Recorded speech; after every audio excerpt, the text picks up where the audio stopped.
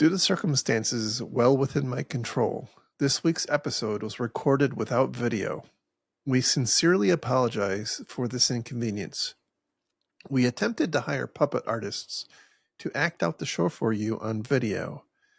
However, every puppeteer we contacted was suddenly busy once they realized who was calling. In any event, those responsible have been put in timeout and promise to check that setting before recording new episodes from now on. And now on to the show. Welcome to episode 328 of the Defensive Security Podcast. My name is Jerry Bell, and joining me today, as always, is Mr. Andrew Callett. Good afternoon, Mr. Bell. How are you, sir? I am awesome. How are you doing? I'm doing good. It's a rainy Sunday here where I'm recording from, so it's a good day to kind of hide in the house and play video games and make podcasts. You know, I have to tell you, it feels like today is the first day to me that feels like fall. Yeah. Well, especially because you and I both grew up in Michigan, which had a much more severe winter. True. Fall's always been one of my favorite times, though. I like late spring, early summer. I love the hot. I don't like the pollen down here. The pollen, the yellow snow that we get down here in that time of the year is something that it's difficult to explain if you haven't experienced it. Yeah, it's kind of like you got to get your shovel out, and you can't open up your door because there's so much pollen in the way. It's wild. It is wild. It's crazy. Anyway, a quick reminder that the thoughts and opinions we express on the show are ours and not those of our employers or, I guess now, customers. Right. For me at least. Because you're back in the land of the employed. Well, I mean, quasi. Like I'm shaking my moneymaker, as they say. There's an OnlyFans joke I'm not going to make. Carry on. That's right. Onlyauditors.com. Only auditors, yes. Yeah, I'm starting career 3.0, so that's where I'm at. Sincere thank you to our Patreon sponsors. Thank you very much. Just a quick reminder that if you do want to support our show, you can do so for very little money, but you do get the joyous wonder of having our episodes a week early. So that is like worth its weight in gold. I agree. I mean, you can pre-heckle us before anyone else. Mm-hmm. Exactly. You can get on LinkedIn and either post praise or critique us, and people won't yet know what you're talking about. Then, like when it comes out for the masses, you look like a freaking genius. It's amazing. We're just trying to help you guys out by arming you with the information you need to just be a thought leader. Exactly, which is very important on LinkedIn. It's what it's all about. What else is there? AI. Right, that's true. I swear, half the posts and 80% of the responses I see on LinkedIn are written by AI now. It's wild. It's bots talking at bots. Totally. So that's why I'm not a fan anymore. It's not, there's nothing as a platform. There's nothing necessarily wrong with LinkedIn. It's the amount of false engagement and just BS. Anyway, it is very off-putting to me. But I will say that we are becoming the YouTube powerhouses, and we would love for you to follow us on YouTube, because that's our path to being independently wealthy, is by collecting the big YouTube bucks, and we need your help to get there. So we need for you to follow us, and we need for you to, before you go to bed at night, open up a playlist and just let it play through all the episodes. I'm not above this. Clearly. I'm not above begging. So anyway, go to YouTube and search for Defensive Security Podcast, follow us, and I'll be forever in your debt or something. So getting into the meat of the show, now that we're 5 minutes in, the first story for today comes from the Hacker News, and the title here is Self-Spreading Glassworm Infects VS Code Extensions and Widespread Supply Chain Attack. I want to just take a quick diversion and say, I feel like the word or the phrase supply chain attack is carrying a lot of weight these days. Like it needs subdivisions. It's too broad. Yeah, it's kind of like how some people talk about the word cloud, and they include things like Salesforce and like iCloud and AWS, and there's it's too broad of a term in my estimation for it to be like a meaningful distinction of some problem. So anyway, that aside, what's happened here is that through some, by the way, the way this is happening is not known, right? But there are a growing number apparently, of these VS Code extensions that are being hacked and updated to include malicious code, which has some kind of unique features.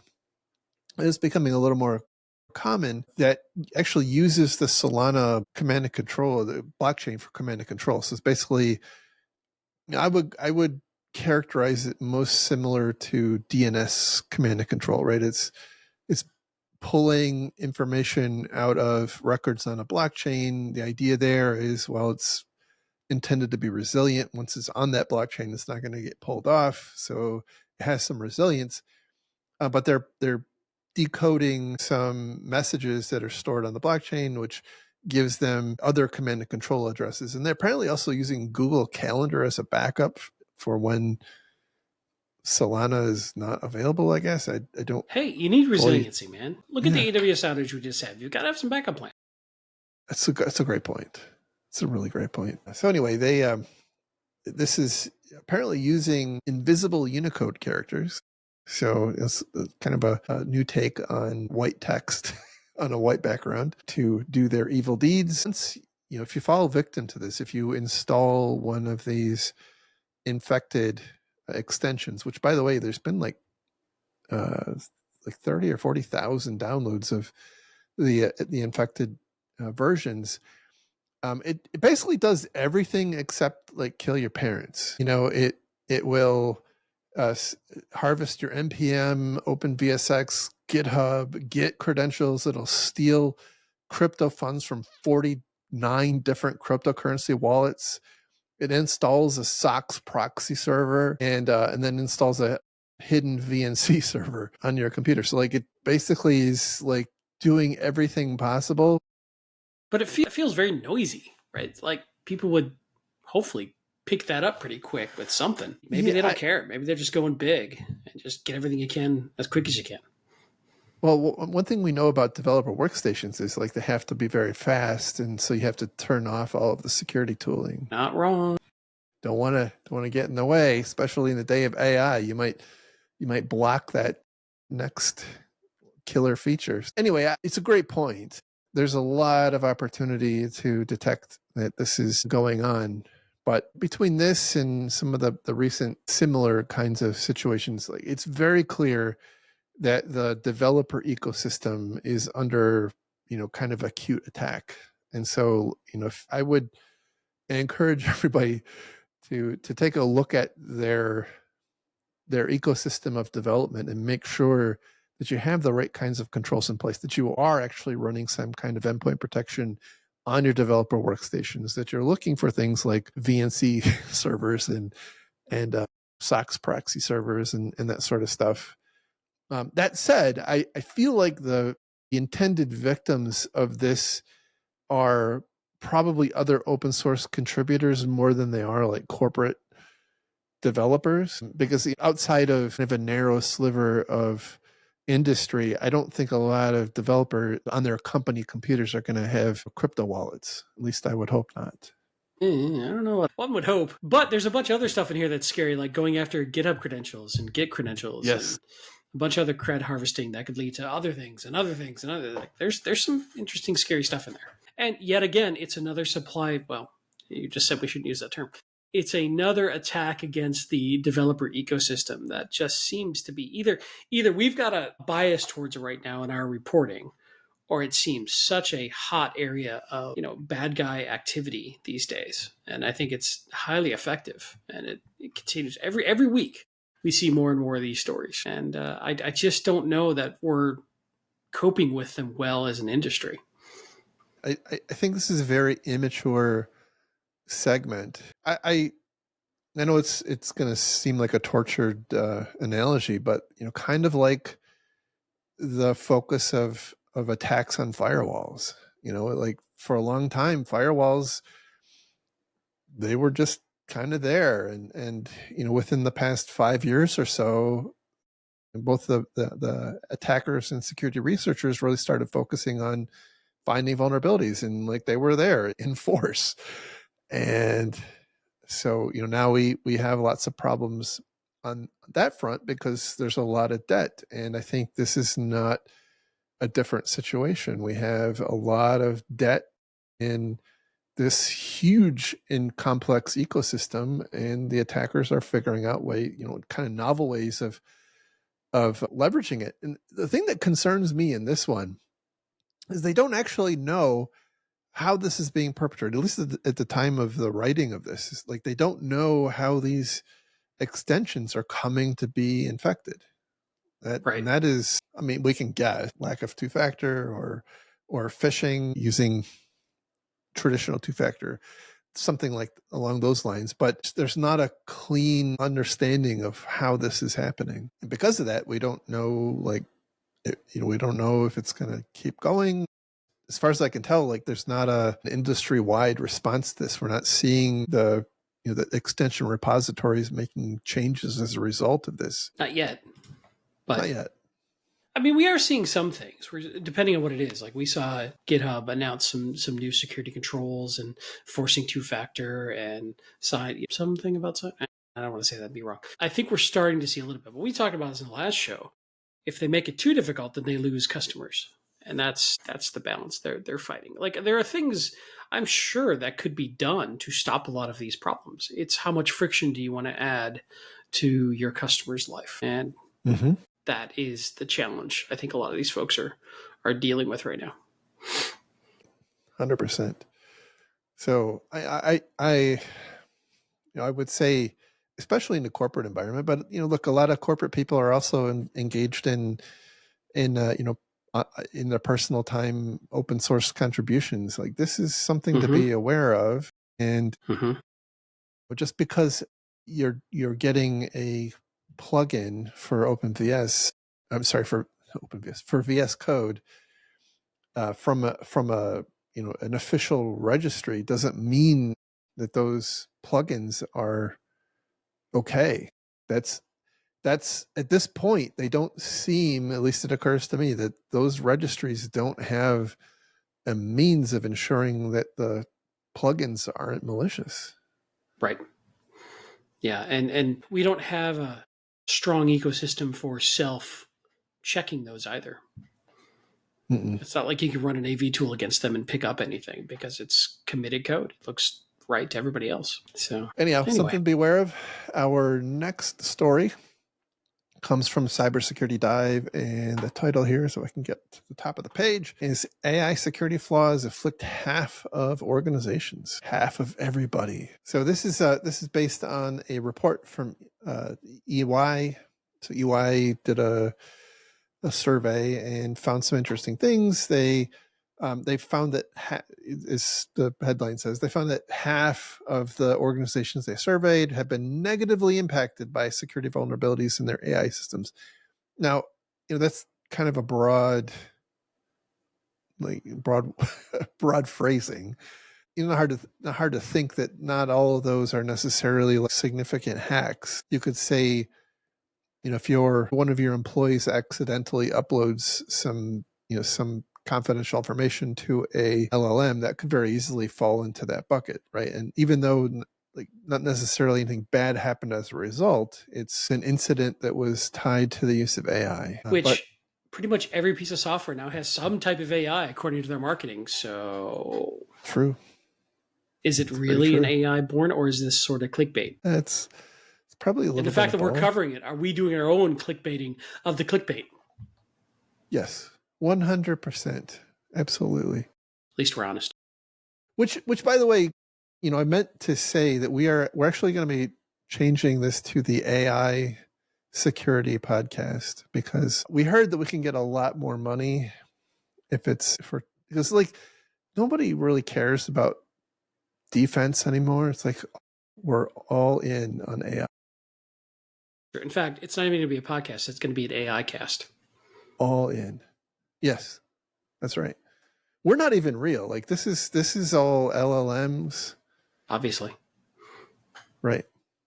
And by the way, I've got to like go back and have some discussions with the people who host mine because it's not working very well. Well, you know, the Russian influence farm that's created us needs some re-education in Siberia. That's true. Let's see. Anyway, there were a couple of interesting little tidbits that I thought were worth talking about here.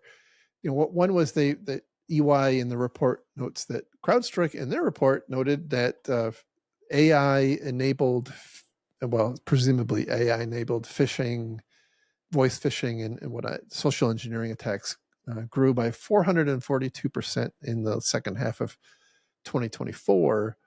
You know, as a data point to show like this is becoming, you know, the AI is becoming a significant concern on the attacker's side, which I don't think is novel.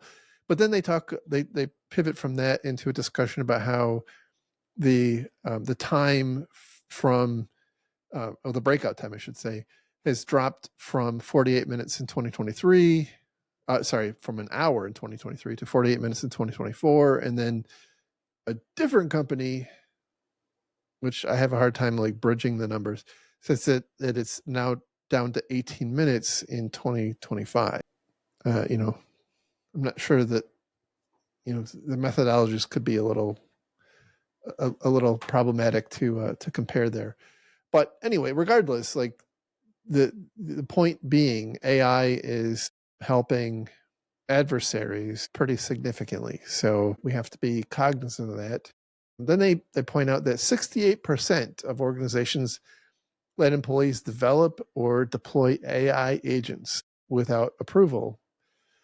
And only 60% of organizations issue guidance for that kind of work. So I don't think that should be incredibly surprising because like all of the memes right now, at least in the circles that I frequent, talk about the challenges of IT leadership and security leadership being that the business has decided that they're going all in on AI and they don't know what that means. Like they just know that the mission is to embrace AI.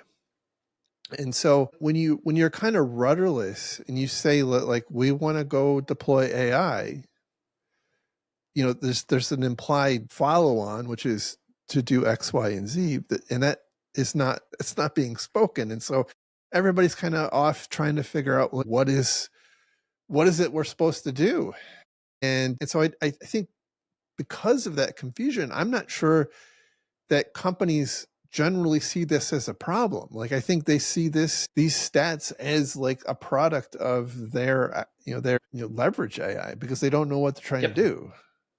Yeah, I agree. I had some notes I was making too on this article in the report about I see many executive teams pushing go experiment and try AI, figure out ways it can help your job.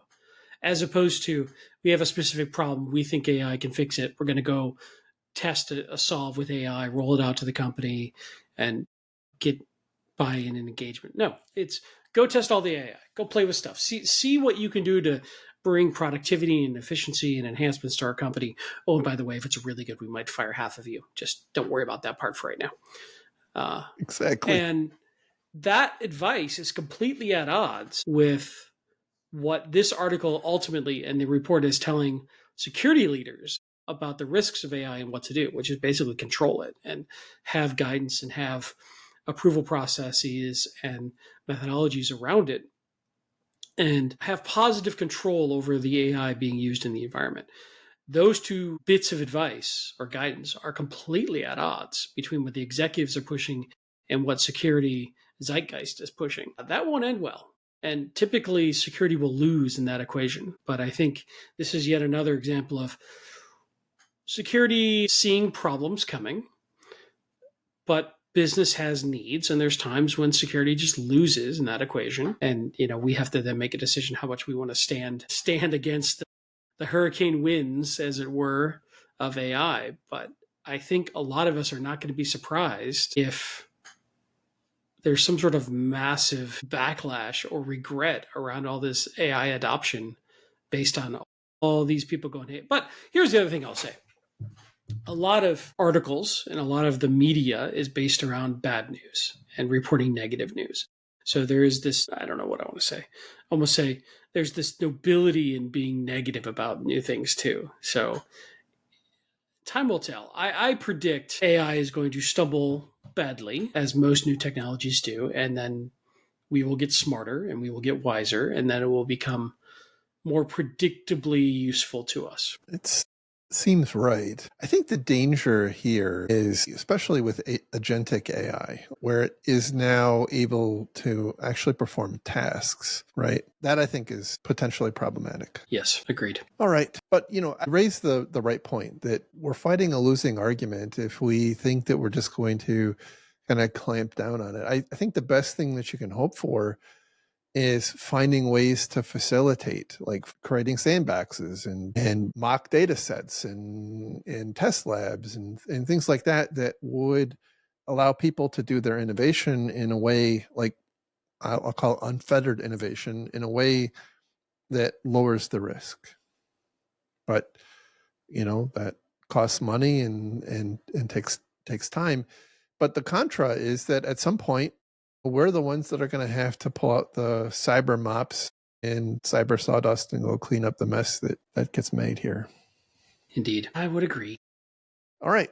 So staying on, because, this last article talked about the importance or, the impact of AI on the attacker side. We have to think about, well, what does that mean for us on the defense side? And this article is from Cybersecurity Dive also, and the title here is Burned Out Security Leaders View AI as a Double-Edged Sword. As a burned out security leader, maybe? So there are some very interesting points. This is about a articles about a research paper from Red Canary. And so they did some surveys and whatnot. And they found that, again, this is focusing on security leaders. 3/4 of security leaders are reporting that they don't have enough people skilled at intrusion detection. And while almost the same amount reported a skills shortage around incident response. Now, I'm gonna go back on my soapbox for a second. And I want to say that what we should not be thinking when we read these words is that 3/4 of these companies have open positions for intrusion detection and incident response that they can't fill. What they are saying, they're begging for people. Saying is that not so much. They do not have enough people and they cannot afford to hire more people to do these jobs.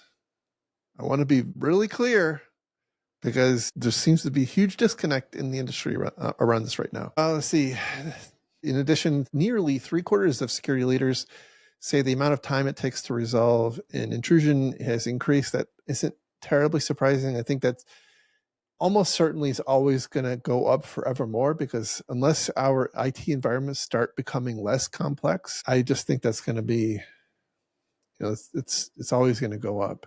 Kind of the substance of this post is talking about how the scope and scale of our responsibilities in terms of particularly focused on detecting threats or detecting attacks is growing much faster than our ability to fund new people.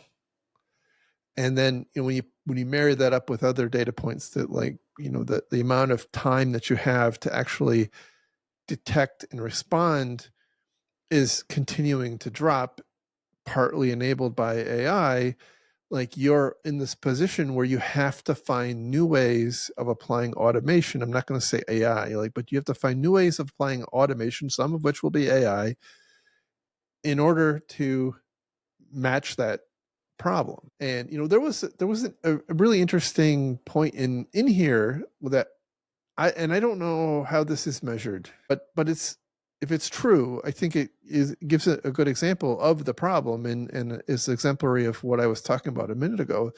Red Canary report, this is a quote, Red Canary reported that the average organization's attack surface has grown by 41% over the past year. That's interesting.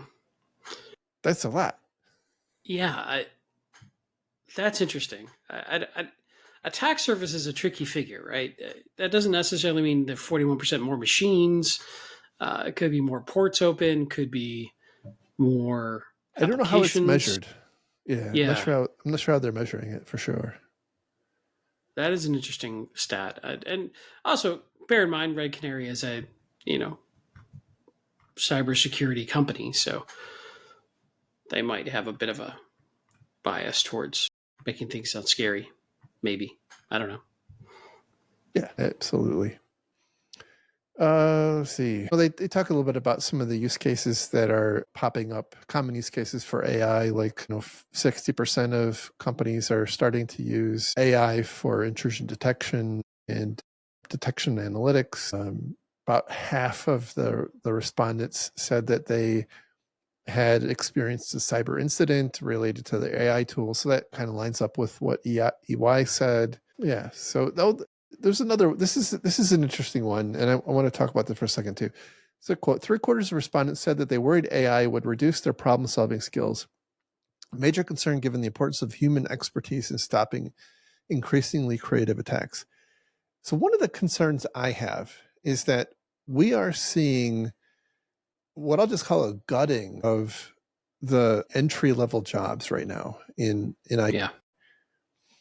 And a lot of that is, there's a lot of reasons for that. I think AI is part of it. I think part of it is that companies are moving less towards, I won't call it lifetime employment, but they're moving to more to what I call just-in-time skills. Like they when they identify a specific need for a specific skill blend, they go off and they go find someone who has that very specific thing rather than looking to grow someone into the role. But the problem that is going to have over some time horizon is there's no pipeline or very much smaller pipeline for your senior people. The need for those senior people isn't going away anytime soon. Like I can definitely say that, yeah, you're going to be seeing a lower, probably forevermore, a lower demand for entry level kind of skills. But what does that say about our ability to grow senior people? That is very concerning to me. I agree. It's something that I've always been frustrated about in teams I've led. It's not having a bench, not being able to grow my own, not having more junior folks that we can mentor up and giving those pathways. And, there's a lot of advantages to growing your own. You've got folks who are familiar with the environment, who are familiar with the situation, familiar with the tools, that are getting more skilled as they spend time in seat. Now, the flip side is they may leave and go someplace else. I think the old quote is, someone said, if we train our people, they'll leave. And I said, what if we don't train them and they stay? Right? I don't know whose quote that was, but I think it's true. Like you've got to invest in your people. And yeah, it may not always work out, but it's very frustrating to me. This is one that's very frustrating where we don't have a bench. So as soon as we lose a key person, we're immediately hobbled because we've squeezed staffing so much, or somebody's on vacation or whatever, or we have an incident. And at least in some of the companies I've been at lately, it feels like we're trying so hard to drive so much efficiency that we don't account for any surge, or we don't account for departures or whatever. And it hurts badly when we lose people, as opposed to being able to absorb it by having a little bit extra staff. And that implicit cost is just not used in many calculations that these businesses look at least a lot of the businesses I've been around lately. I don't think it's really factored into risk models when they're planning staffing. Anyway, speaking of training, the next article we have is from Dark Rating, and the title here is "The Best End User Security Awareness Programs Aren't About Awareness Anymore." So this is a topic you and I talk about a lot. and we riff on a lot. So I thought this was an interesting one. It absolutely is. So, it's a lot of great quotes in here. One of them is, despite the investment in security awareness training programs, many organizations are not receiving what they need, which I think it should be intuitive. Like, it's hard to game out, like, we didn't have what we're doing, how bad would it be? We don't know what that is, but we also know at the same time that, like, there's a lot of bad stuff going on despite despite the mandatory security awareness training that every company uses. Yeah, it's just accepted as required now with no question. Right. Exactly. And so my point for a long time, and yours as well, is that, like, if we're going to invest in that time, and focus our employees' attention on that, it should be more effective. And that's what this article is about. Just to kind of net it out, they're talking about leveraging psychology, like psychologists and behavioral psychologists, to help construct programs that are kind of built on science rather than just like the way we always did it. And they talk about how, like, this, what we have right now, I would paraphrase, is like this ecosystem of ineffectivity. We focus on kind of banal scenarios, right? And then we monitor the heck out of the metrics of whether or not people are falling for these dumb scenarios, and then we high five each other, or we don't, and our people aren't necessarily any better for it. And the point here is that there's a better way, at least what they're claiming here. And I like the quote that they have. I don't recall who gave this quote, but I'll read the quote here. We all know that we have to eat healthy and exercise regularly to keep our bodies healthy, live longer, and so on. And yet we don't always necessarily do that. I can appreciate that statement. The same parallel relates to cybersecurity. Awareness doesn't equal behavior change.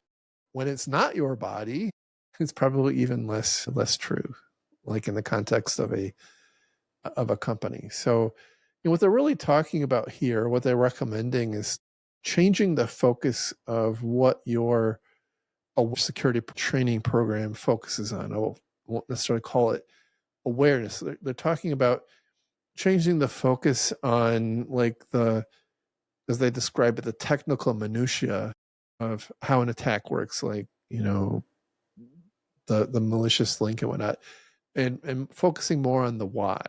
What are the attackers trying to accomplish? And the objective here is, they point out that people aren't robots. We're not machines, and, like, a decision that we make, as they point out, a decision we make at 10 a.m. will not necessarily be the same one we would make at 10 p.m. given the same set of facts. And so what you want to instill in people is kind of a mental model of how to think about attacks, and try to get them to slow down and recognize that there might be a situation here. And again, this is very specific to social engineering attacks, but to be able to recognize that there might be the thing that is happening might actually be a social engineering attack that then causes you, as they describe it, to go into your slow thinking, for those of you who are familiar with Daniel Kahneman, right? So that you can hopefully recognize that there is an attack, or at least engage assistance to assess whether something is. Yeah, I agree. There's a lot of good stuff in here too. The other thing they mentioned, there was a good quote that I liked here, that people are very much driven by their motivations and their opportunities, and their ability to spot and resist a social engineering attack is different at different times of day, different times of the week, depending on how much stress they're under, how tired they are, their fatigue, right? Fatigue, here's the quote: fatigue, multitasking, device constraints, and urgency cues can overwhelm even a highly conscientious user. The same person who's cautious at 10 a.m. can be vulnerable at 10 p.m. after 6 meetings and a, quote, need it now message from a senior leader. Very much agree with that. And it's something we've seen. And I think what I took away from this is to teach people not specific rote memorization of attack types, but the feeling that comes from it, the sense of it, the wow, why is there so much urgency around this? And then that should key you to double check, to slow down, to realize that that feeling is what's used against us and what makes this effective. The other thing they talk about that I think is interesting is instead of one annual mega test or mega training, do bite-sized educational nudges throughout the year, which again, I don't think a lot of the training regimens I've seen have done. And I agree. Typically, when you give someone 3 or 4 or 5 hours of InfoSec training, they just jam through it as quick as they can and they retain maybe 2%, 3%, and then they forget about it for the next year. But if you're reinforcing and retaining, you're going to retain more. I think each time you go through something, you pick up a little more if you care. Getting people to care is another problem. The other thing they talk about is, which I agree with a lot, is emphasizing positive reinforcement and not punishing those who are a victim of an attack. Yeah. Absolutely. Even the language we use, failing an attack, or trying to think of terms we use like, people failing it, like the number of, just go back to metrics, right? Metrics for phishing simulations, how many people passed versus failed. Right. Which I think my frustration with this topic in general is that we just have accepted as an industry that the way we're doing it right now works. And it's sort of like solved problem, checkbox, move in the corner, don't think about it. Yeah. And I think that the bad guys continue to innovate much faster. If we look at how many attacks that we see now start with some valid credential that was some way stolen, typically often through social engineering, it makes me realize that the way we do it today is just not viable. But we have built in this expectation that it must be done, it shall be done, there's no other choice. And your cyber compliance regiment requires it, your insurance requires it, your various compliance regimes like SOC 2 or whatnot, maybe not them exactly, but require it for your certifications. And ultimately, you can't get away from it. You don't have a choice. And it makes it feel like we're not willing to explore better options. So, I don't know. It frustrates me. And to your point as well, we're not really doing much A/B testing because nobody's not doing this. And so everybody is across the board doing some level of this. So how do we know how effective it truly is when most companies are doing the exact same thing? Definitely. So one thing that I was having a discussion with someone on a different social media platform, not InfoSec.exchange. And this lady is like a really big thinker in the security psychology space, I guess is the way I'll describe it. The question I posed in response to something that she raised related to security awareness is, I go back to, I think sometimes we aren't thinking about the problem in the way we should be thinking about it. Because like we're talking about, even if we get away from the stigma of like pass versus fail and whatnot, like we have this kind of systemic problem where I think we let ourselves off the hook. And by that, I mean like us as security people. And so the question I pitched was, so on the one hand, we can say, should fully rely on people to know how to do the same thing. We should provide them ample training and trust that they're always going to do the right thing. And we know, by the way, that is just completely unworkable because we're human. Like we just know that's not going to work. And on the other end of the spectrum is we can implement so many, technical controls and procedural controls and whatnot that no matter what they do, a failure on their part doesn't harm the business. But at the same time, that materially impacts productivity and their ability to do their job and whatnot.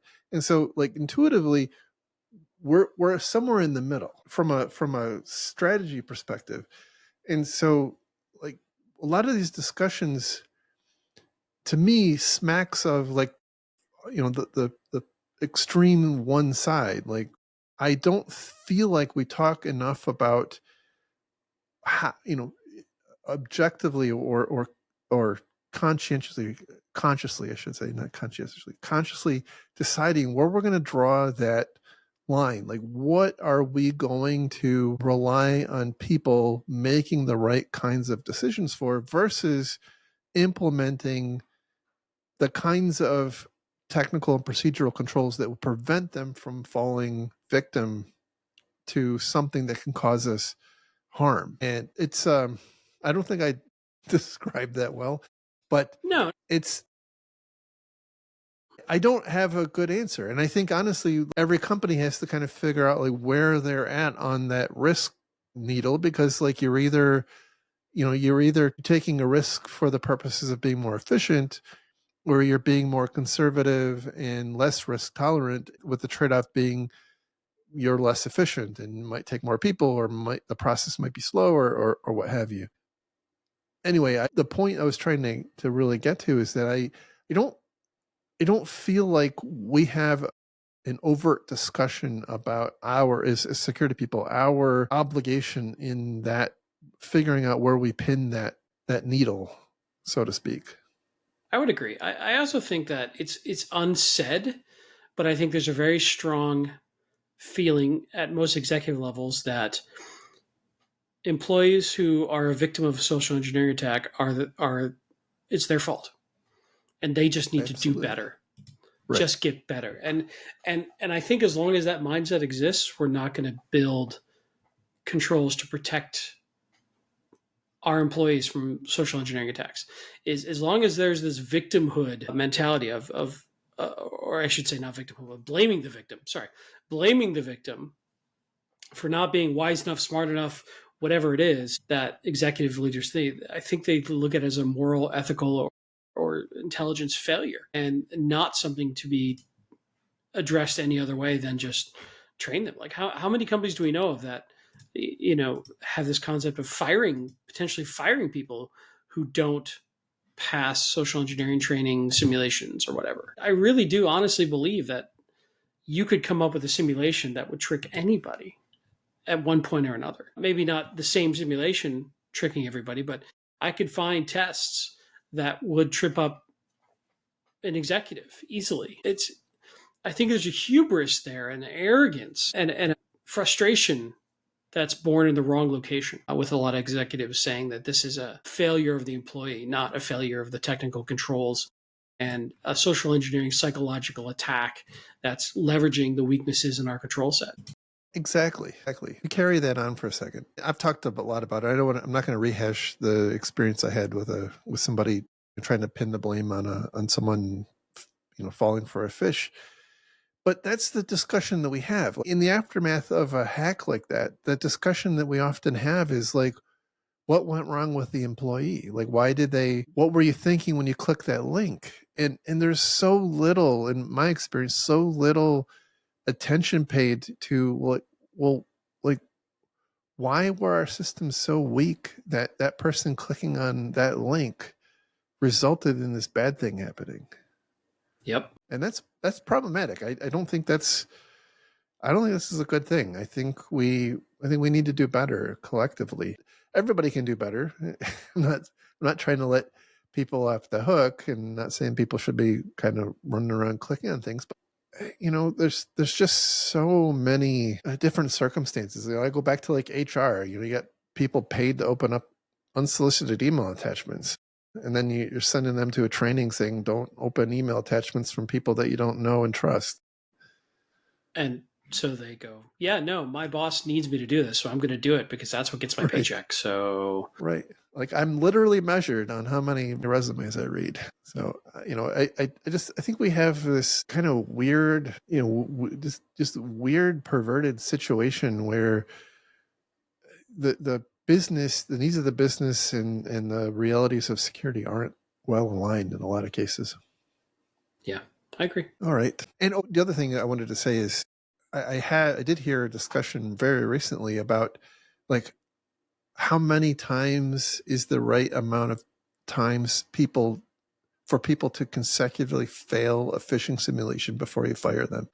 2, clearly too. So I I think this is a problem runs deep and wide. Our last story for today comes from Bleeping Computer, and the title here is Critical WSUS Flaw in Windows Server Now Exploited in Attacks. So this is, by the time this gets out, like this is not breaking news anymore.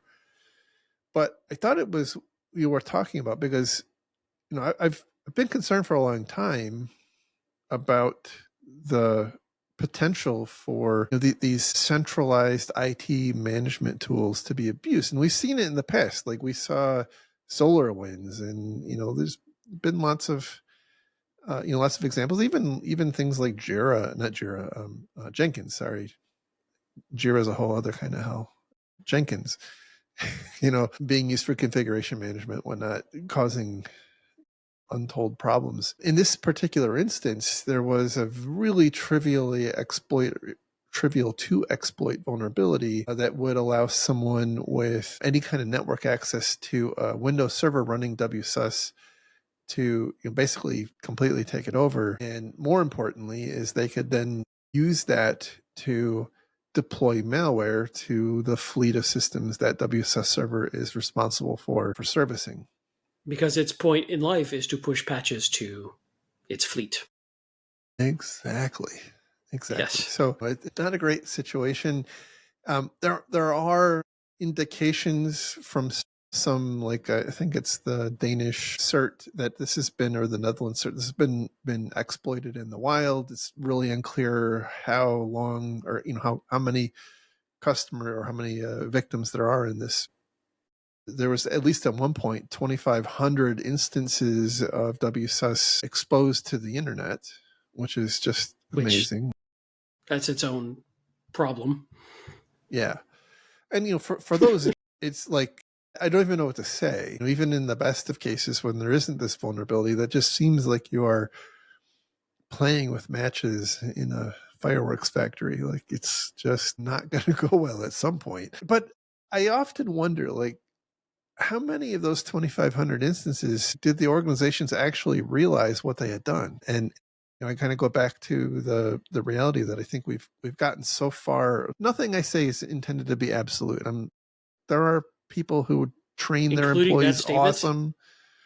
There are people who are managing their fleet just awesome. But like I just wonder if a lot of this problem is related to what I'll call the cloudification of IT. Like we've gotten away from having a focus on networking, and so like people are setting up Windows servers in clouds, and they're exposed to the internet unknowingly.